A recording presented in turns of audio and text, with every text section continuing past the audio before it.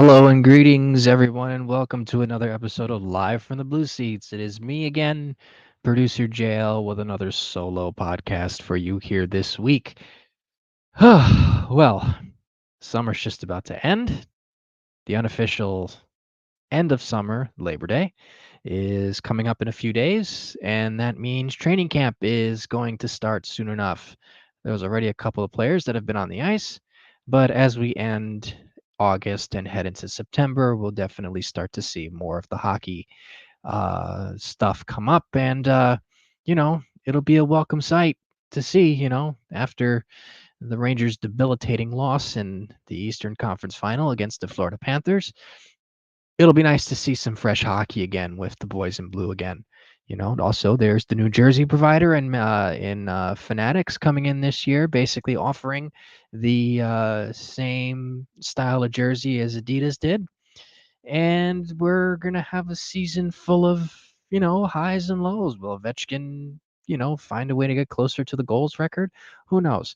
But we're only a bit from hearing those headlines and also uh, other miscellaneous Rangers things. So we hope that you'll be here with us, and we thank you again for taking the time out to listen and taking the time out to read the stuff that we put out on the blog. We thank you very much. So, with that being said, I was trying to figure out what exactly I would talk about on this podcast here today. And I know some of these things, or some of the things that I say here, sometimes may get echoed by Dave on the website, but I try to put a different spin on it. And so I was thinking of what to talk about this week. I was thinking about exactly what I would say or what I could possibly do, whether it be a retrospective or whatever. And I just got a new computer. So I definitely am trying to ramp up a lot of, different types of content and all that, like retrospectives and whatnot. But I'll give Dave a bunch of credit for this. A couple days ago, um, he had tweeted something about Lindgren bouncing back, and then he also mentioned Trouba. And the tweet goes, and he tweeted this on October 27th. And yes, I still call it Twitter because I still call it tweets. X. What the heck is that? Like, come on. Um, so Dave writes that there's a lot of focus on Lindgren bouncing back, but I think it's fair to assume Trouba will have some kind of rebound as well. And he says that both fell off a cliff, and the hope is that both were anomalies and not trends. Now, just looking at the charts that Dave had posted from evolvinghockey.com, um, it essentially sort of kind of plays into that a little bit because there was a certain part of the year, and I know Rob had mentioned this during the season when we would pontificate about Trouba, is that he would say that up until a certain point of the season, Trouba was actually really effective. And I think around December, things kind of started to fall apart, and that's when sort of everything kind of fell on its head. The Rangers went on that little losing streak until they were bailed out at the end of January, right before the All-Star break. Thank you, Jonathan Quick. But and the same goes for Lindgren as well. Lindgren essentially regressed, and they both kind of had some ill-advised trends. Of course, the one-year contract by Lindgren is essentially you know confirmation of that, because if the Rangers were confident, wholeheartedly on his ability, then they would have signed him to a long-term deal to the contract that he wanted. So with that being said, considering the cap constraints that they're currently with, this is going to be the team, right? And I know I've said this before, and I know that we've harped on it a bit, but will Lindgren and Trouba bounce back? Well, I mean, it depends. You know, uh, it depends on. There were a lot of factors going into this last season, You obviously already had your predetermined captain on the team, and they weren't going to trade him first year under a new coach, see how he fits. Lindgren, just prone to getting hurt. And, you know, you can actually also kind of make the same argument for Mika Zibanejad on whether these guys could possibly fit or not, because it seems as if Mika has somewhat regressed under under Peter Laviolette. He was a power play merchant for the most part, when in reality, when he would essentially, run through teams, and he showed glimpses of that somewhat in the playoffs at the beginning, but he would run through teams with ease during the regular season. And case in point, the 5-goal game, when David Quinn was still coach, before the COVID shutdown. So the it's a good argument to say that, can Trouba and Lindgren fit within the Peter Laviolette system, and will the last season just kind of be sort of a blip? I'm more on the optimistic side. I tend to see what a lot of these players do well in, and I tend to lean more of the good in that sense. So I do think that there will be some sort of positive outlook or a positive trend in Truba's game. I'll start with Trouba first. You know, uh, he's still an NHL caliber defenseman. He's not some pylon that plays in the AHL. He's not some guy who's just some rando that gets called up to fill in a spot. No, this guy is a legitimate NHL player. The problem is usage. And the play styles of Miller and Lindgren, or not Miller and Trouba, after a bit tend to not really have mixed well. And so I think going into this year, as long as he's here, I think having a guy like a Zach Jones or even like a Chad Ruedel who can move the puck more effectively out of the zone, essentially could be the saving grace for a Trouba relative to the way that the team should perform. Now, obviously, we got to take a look at Zach Jones towards the end of the season when, Trouba was out. So we got to see what he was really made of with extended time. We only really got to see Zach Jones in bits, but I think him coming in for Trouba was probably the longest stint that we've seen him, if I can remember this correctly. And please tell me if I'm wrong, because hockey is such a long season that I tend to miss certain things. So, to my knowledge, I think that was probably the best look that we were able to get of Trouba of Jones. So, I think Zach Jones will do a lot for Jacob Trouba in terms of getting the puck out, because that was the big issue.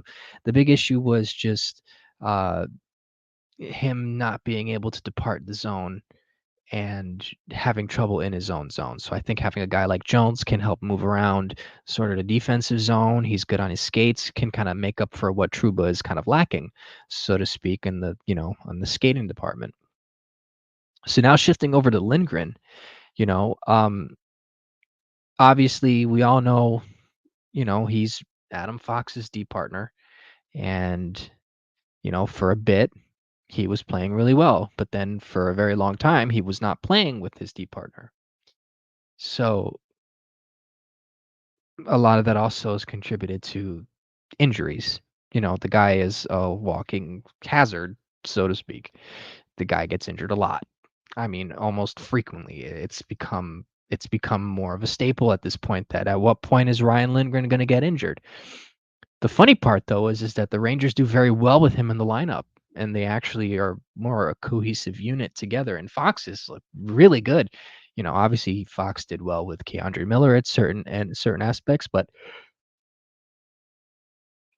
I think I think Lindgren will have a bit of a rebound as well. Hopefully, he can stay healthy for most of the year. Um, a lot of his injuries really did attribute to a lot of his poor play. A lot of his injuries really came from his mobility. And I think with, some extra rest of the offseason, he can essentially rebound. Again, I am very positive. I am I am one of the more, positive looking Ranger fans here. And I think Lindgren will bounce back. I mean, you're playing with Adam Fox, for goodness sake. I mean, he's not exactly chump change right there too.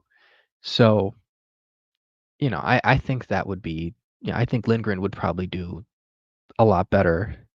Now, again, it all depends on whether his legs hold up or, his body really holds up.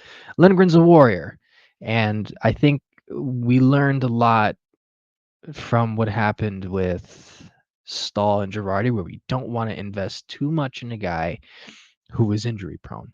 Now, those two guys obviously provided Ranger fans a lot of good moments. They were stalwarts in their own end. They were, you know, really, guys that the team really relied on. But at the end of the day, it just ended up not working out. Girardi's legs, his ankle was shot. I think I read one story one time that he injured himself so badly that at some point, he couldn't put his skate in his boot. And then, Smart Stahl, unfortunately got hit in the face with the puck and it messed with his vision. And he was never really the same after that. So, and then obviously he started losing his mobility after a while too in that case. So, you know, I don't think we want to have to get into that situation again because though those two, as much as those defensemen were loved, they really did put the Rangers in a very awkward position in the sense that they could not find ways to make the blue line better. And also you have the mistake of not keeping Anton Strawman for the time that they did to keep a guy like Girardi or a Stahl, and then bringing over Dan Boyle, which I personally liked, but he was already at the end of his career by the time they got him. So I think with Lindgren, they're trying to avoid making that same mistake again. And I think that's smart because now Lindgren gets to bet on himself. And granted, he's not a senior citizen in the hockey terms yet, he's definitely got a lot of wear and tear in his body, and I think that any hope of a long-term deal would have to come with a strong performance and his ability to keep his body healthy. And it's more than likely going to probably come from the Rangers at a good price because I don't think any team would eventually overpay for him. But at the same moment, teams will overpay for anybody. So there's that. Another thing that Dave talked about, which I think it was pretty interesting, and I'm not just trying to piggyback off of just stuff that Dave said. It's just that, him and I think very similarly, is also the center depth. Now, obviously, you have uh Zibanejad, Trocheck, or Trocheck, Zibanejad, and Hedel as your top three centers. But then you have Sam Carrick as your fourth center. And you essentially have a bunch of guys in the minor leagues who could potentially fill that spot. So just looking at it at a glance, obviously Johnny Brodzinski is one name. Bryce McConnell Barker is another. Adam Edstrom is also a potential possibility as well. And there might be some other names that come into the fray. Carl Henriksen's not an option anymore. He went back to Sweden. That's the one I'm very disappointed by. I thought Carl Henriksen was going to be really good for this team, at least in the prospect pool. But that's why I'm just the blogger and a podcaster than a talent evaluator. A lot of these guys come from Sweden and they don't really pan out here. But Dave says that, that Force C might be resolved by end of camp. That the biggest area of need at the moment is 4C, but one injury and they're right back to, what happened with Philip Hedel, essentially not having that center depth.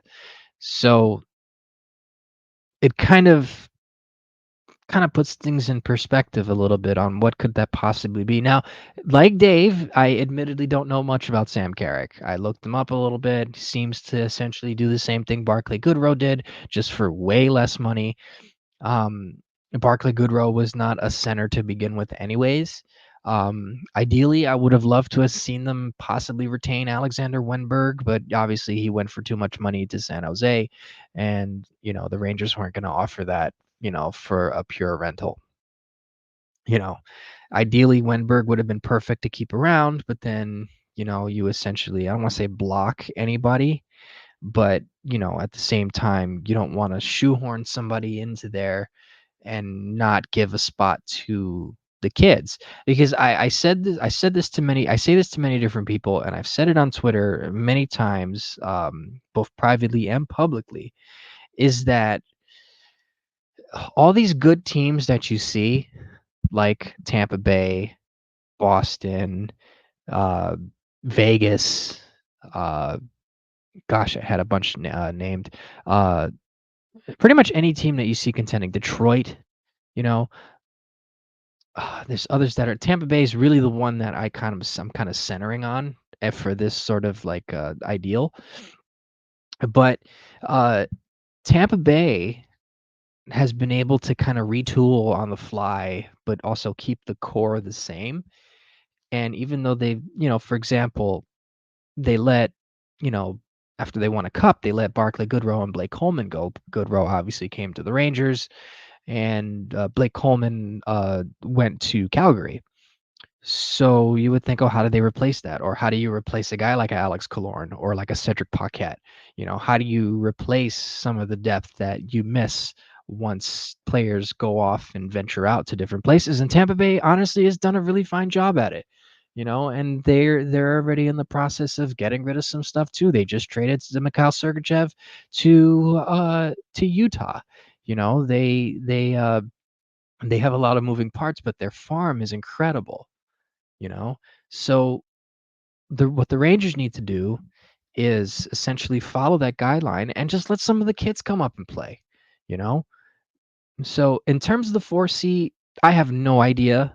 I honestly think it's going to be Sam Carrick's spot. um I'm just looking to try and see if I could find like an extended roster of players right now, but I think Sam Carrick was brought in just for that purpose. um but then I look at a guy like Bryce McConnell Barker, someone who's kind of had a bit of a high ceiling, um, and can potentially really be a guy that could fill in. Obviously Johnny Brodzinski, he's more than likely probably going to get a lot of reps on the fourth line as well. He's going to be on the team up until, let's see, it's 2026, 27. You got him for basically league minimum at this point. Matt Rempe could potentially do it, be the fourth line center. He was a center in Hartford primarily. He played center in juniors. So I don't see why, also Adam Edstrom could also play center as well. But I think they want to keep Edstrom and Rempe more on the wings. But they could do it though. Um, so let's see. I'm just looking at some of the depth chart right now. So obviously, uh, just looking at centers, because Berard's a left wing. Yaroslav Chemlar is, I think I've said that wrong, but I apologize if I did. Is a winger who he's one to look at, apparently, from what I've been told. Kale Vaisanen. I apologize if I butchered that up too. He's left wing. Ryder Korzak, Dylan Rubrek, and Bryce McConnell Barker are potential options. Then you got Benoit Olivier Gruel, who they signed in the offseason as well. That's a possible option as well. So uh, I think it's going to be a bit of a shuffle in that department. So I think what they're trying to do is they're going to wait the season out, let one of the young guys, or maybe Sam Carrick, ride it out, and then potentially fill in that spot somewhere else, possibly, depending on what the cap situation is. Also, you want to look at the winger situation too, just relative to the bottom six, because now with the trade of Riley Smith, which I mentioned this on one of the last podcasts, with the trade of Riley Smith, you essentially now have to fill out your bottom six. So you have Brett Berard, Hemlar, and Othman, essentially guys who could fight for a spot. And then coming up soon would be Sikora, maybe Bryce McConnell Barker, Dylan Rubrek, who is apparently a tank from what I've heard, and a couple of other guys. You could potentially find some replacements on the bottom six. But just from my head and my projection, outside of the 4C, obviously the 4C will get resolved and it's still August, but I think it's Sam Carrick's job to lose.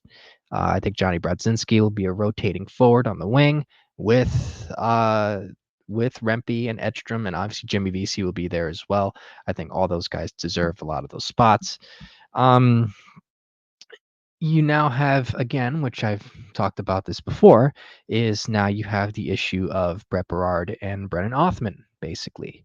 So I think the plan for last season was to see if Othman could make the team, and I don't think he played well, but I don't think he played well enough to hold the spot. And so I think they wanted to get a full season of him in Hartford again and just kind of make sure that he was able to get his feet wet and get more used to the sort of North American style NHL type of game. So I think he comes into this camp. I think he makes an impact.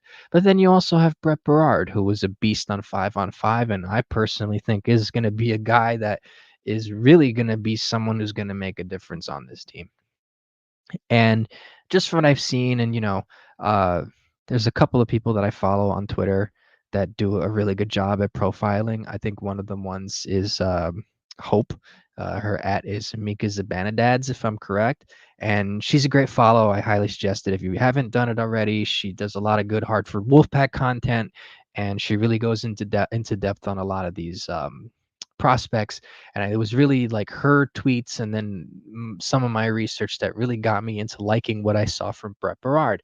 And also too, if you go to Madison Square Garden intermissions, they have prospect updates, and they would show a really cool highlight of some of the prospects, and every time they would show Brett Berard, he would be doing something that was sort of something the team in its current iteration could use.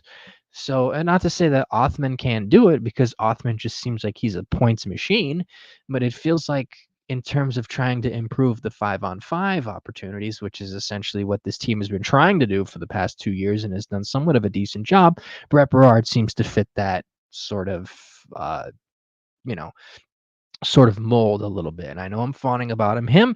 The three prospects I'm really excited about, or just the prospects that I'm excited about: Brett Berard, Brennan Othman, Adam Sikora. I'm really pumped about because I think he can definitely make a difference. He seems like he's a very sort of, in your face skill guy. And then obviously Gabriel Perreault, who is going to probably come within the next 2 years.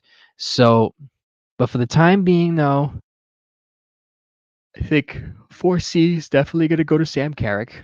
And then you have Jimmy VC, Johnny Brodzinski rotating around. I think Brodzinski fits more as a winger, just at least with his speed. But he's put up some pretty good numbers as a center as well. So I mean, I'd like to see what Sam Carrick can offer. You know, they brought him here for a reason. 32 years old. They got him signed for 3 seasons this year and 2 years following at 1 mil, so it's affordable. You can also trade the contract as well if you need to. And let's just see what happens. But it's just interesting that Dave brought that up because it's something that I had been thinking about for a bit. And so, you know, it's interesting to see how this team is going to shape out within the next month or so when it comes to how the team's going to be in training camp. And obviously this season's going to be, a bit of a bittersweet one with Sam Rosen retiring. So you want them to make the best of it. But I think though that the Rangers will definitely be back in the playoffs, and they'll make a mark. I don't think they're going to win the President's Trophy again, which I mean it would be nice if you do it 2 seasons in a row. But I mean, it's I don't believe in curses that much, but I mean, it would be nice to see them, if they won the President's Trophy again and possibly break that curse. But anyways, so I just, had some thoughts, and I had just wanted to share it. I don't know if anyone else had thought of the same thing that I had, but Dave definitely did, and I just figured I would bring that up on this podcast for a little bit. I know it's a little self-aware on my part to just kind of say that, but at the same time, there really isn't much to talk about, outside of the first couple of days. The hockey off seasons are generally really slow. And, I always say that it's always, even if the team doesn't make the final, it's cool that they made it to the conference final. I'm not satisfied. Obviously I want them to win the Stanley Cup, and they should have made it to the final this year. But at the same time, if I had to take a silver lining out of it, it makes for the off season to go a little bit quicker when they leave in, June instead of April. Because when they got eliminated by the Devils in 22, or rather 23, and they exited early, it's kind of a bummer to follow the playoffs a little bit. Granted, I'll still follow it, but you just kind of think about your team being in that situation and think about the what ifs and had nots and whatever. So it's, nice consolation to go through, a very emotionally gripping postseason and, not have to wait too long because next thing you know, by this time next month, we're playing preseason hockey and we're going to be right back into the cycle again. And next thing you know, it'll be Thanksgiving and we'll be waiting for, looking at different trends and looking at winning streaks and losing streaks and seeing how some of these guys pan out and, looking at who made the team and who didn't make the team. So, time goes by in a flash. It seems like yesterday we just finished doing the podcast with everybody here and, everybody decided to take the summer off and, they'll be back soon enough. So it's just interesting to kind of put time and, space together in that aspect. But, you know, hockey is it's a fun thing to do. And I hope that, you enjoy it just as much as I do and as we do on the blog, giving you all this content. But anyways, I'm rambling at this point. But like I said, we hope that you're having a wonderful summer as we wind down, heading into Labor Day weekend. Um, and I hope that that you yourself are doing okay. I hope that you're listening to this. I hope that you had a wonderful summer, and we can't wait to do this podcast again with everybody here. Get your questions and really kind of do a lot more with this podcast this year. I know I said it before, you know, we're looking to do a lot more this year. We're going to try and maybe do some live streams potentially, kind of move, maybe do some spaces as well, depending on what Rob and company would like to do. Because at the end of the day, this is Rob's baby. This is his thing. Rob and Dave and Becky, this is their thing. I'm just here to help out, and I'm thankful for them for giving me the opportunity to help them assist this. So I can't wait to have them back. I kind of missed the conversation, honestly. Rob has always been the one that's kind of been the one that I use as a baseline because him and I think very similarly. And we tend, sometimes I'll disagree, but Rob usually has a lot of the same takes that I do. And then Dave is the wild card and Becky is Becky, which is, I'm not saying it's a bad thing, and then obviously we have Luker and Nick and uh, we have, Will Wright and the rest of the crew, Coach Connell. So I can't wait to get, have everybody back and, have the gang come up and, goof around, goof around for about an hour. So, anyways, that's pretty much it. It's not a long podcast. There's not really much to discuss during the summer. I hope that maybe we can get some more retrospectives soon enough. I love bringing those to you guys, and I hope that you guys enjoy them. And we'll be back in the week with another podcast. So, with that being said, thank you for taking the time out to listen. Thank you for checking out the blog. Like and subscribe the YouTube channel that we have. We're going to definitely look to do some more content on that page this year. And also follow us on Spotify, Apple Podcast, wherever you can listen to this. And feel free to, continue to look at the blog and look what we put out. If you want to subscribe to the Patreon, by all means, there's exclusive content that Dave likes to put out. So by all means, do that. And we'll see you next week. Maybe it'll be me. Maybe it'll be somebody else. Who knows? September will be a different animal. At least I think it will be. School's going to start. Kids are going back to school. Who knows? We'll probably get some more hockey news as the weeks come by. Anyways, thank you so much for listening to Live from the Blue Seats. This is producer JL signing off, and I'll talk to you soon. Let's go Rangers.